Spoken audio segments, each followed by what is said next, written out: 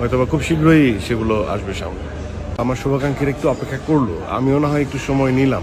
সবাই মিলে হয়তোবা এই অপেক্ষার ফলটা হয়তোবা মিষ্টি হবে।